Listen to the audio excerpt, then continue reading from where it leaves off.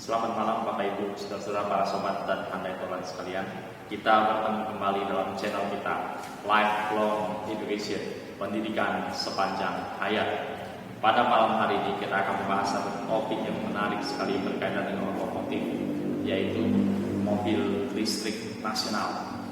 Nah Bapak Ibu, saudara-saudara sekalian, sebenarnya sekarang kita agak sedikit terlambat. Namun melihat sejarah di Indonesia, sebenarnya kita tidak terlambat, karena mulai sejak tahun 2012 ketika Pak Dahlan Iskan menjabat sebagai Menteri BUMN, beliau di sana pada waktu itu sudah mencanangkan dan mulai bergerak untuk mewujudkan mobil listrik nasional atau mobil listrik Indonesia. Apa yang beliau lakukan adalah beliau melihat seorang anak berbakat namanya Rizky Elson, seorang yang lahir di Padang, Sumatera Barat, menyelesaikan SMA, lalu pergi studi ke Jepang sampai dengan master dan bekerja di Jepang, mendapatkan beberapa paten di Jepang. Anak muda satu ini sangat berbakat. Dan oleh karena itu, Menteri BUMN pada waktu itu Pak Dahlan Iskan membujuk anak muda ini sehingga dia bersedia pulang ke Indonesia dan memulai pengerjaan mobil listrik nasional.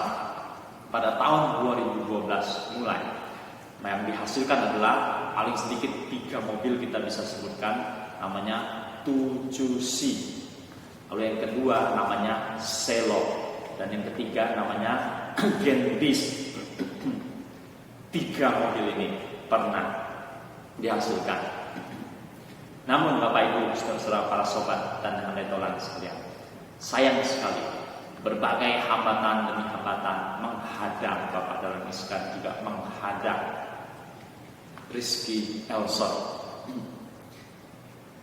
Mobil yang dihasilkan tidak kunjung mendapatkan izin untuk turun ke jalan, juga tidak mendapatkan izin lulus dari uji emisi. Maka kemudian praktis bahwa mobil yang telah dihasilkan itu, mobil listrik yang telah dihasilkan, gagal. Padahal kita tahu bahwa dalam KTT APEC pada tahun 2013 di Bali, mobil listrik ini sudah dipamerkan di sana. Pamerkan dalam KTT APEC 2013 di Bali. Namun hambatan demi hambatan menghadang mereka. Bapak Dahlan Iskan tidak berdaya, dan juga Rizky Elson juga tidak berdaya. Maka terlantarlah proyek mobil listrik nasional itu. Nah Bapak Ibu saudara-saudara sekalian, dikatakan bahwa anak muda ini kemudian pergi ke sebuah desa di Jawa Barat, dan di situ sambil beternak kambing, beternak sapi, beliau secara swadaya tetap mengadakan riset pengembangan untuk mobil listrik nasional.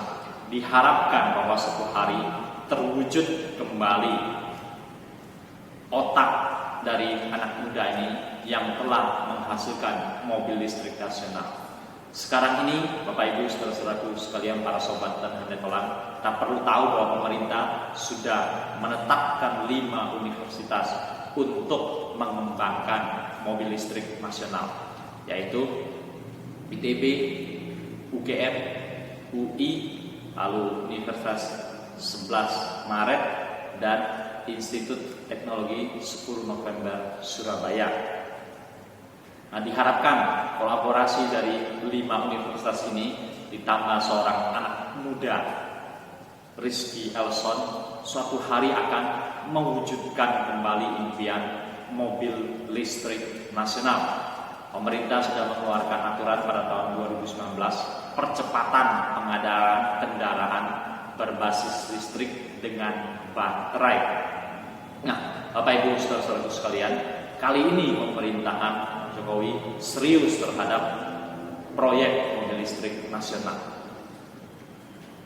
Apa yang kita perlu ketahui bersama adalah kalau dahulunya Indonesia itu penghasil nikel, dan menurut data statistik tahun 2019 dari seluruh produsen nikel seluruh dunia dari berbagai negara, maka berdasarkan statistik 2019, Indonesia telah menghasilkan 800.000 ton nikel, tapi itu dijual dalam keadaan mentah dan sebagian besar dijual ke Eropa.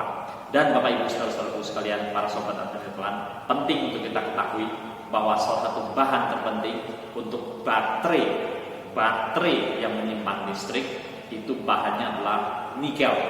Nah, pemerintah telah mengeluarkan aturan bahwa tidak boleh lagi kita mengekspor bahan mentah nikel, dan sebagai wujud tindak lanjut untuk membuka jalan bagi nikel maupun mobil listrik nasional, maka pemerintah melalui beberapa BUMN telah bekerja sama untuk segera membuka pabrik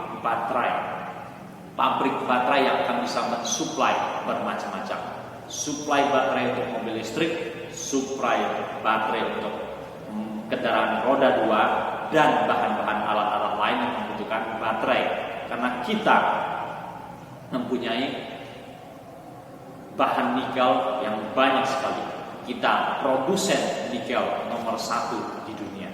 Nah, dengan keseriusan ini, kita harapkan dengan adanya bahan baku nikel dan kemudian akan ditambah dengan mewujudkan pembangunan baterai dari bahan nikel, maka bahan dasar itu sudah mencukupi. Dan langkah selanjutnya dari nikel ke baterai untuk mobil listrik, baterai untuk kendaraan bermotor listrik, maka tahap selanjutnya betul-betul adalah mewujudkan pabrik mobil listrik, memproduksi mobil listrik nasional. Ini menjadi harapan besar bagi kita, karena kendaraan listrik walaupun roda 2 maupun roda 4 itu adalah harapan masa depan. Bagaimanapun kendaraan dengan BBM, bahan bakar minyak seperti solar maupun bensin, bagaimanapun menghasilkan polusi yang tinggi, tidak ramah lingkungan. Oleh karena itu, melihat kepada masa depan, kita harus pelan-pelan dan serius beralih ke mobil listrik, beralih ke motor listrik, dan itulah yang akan mengatasi biaya yang besar, juga mengatasi polusi yang besar. Kiranya harapan ini akan segera terwujud di Indonesia. Mobil listrik nasional, motor listrik nasional. Selamat malam, sampai jumpa pada pertemuan dengan tema-tema yang lebih menarik lagi.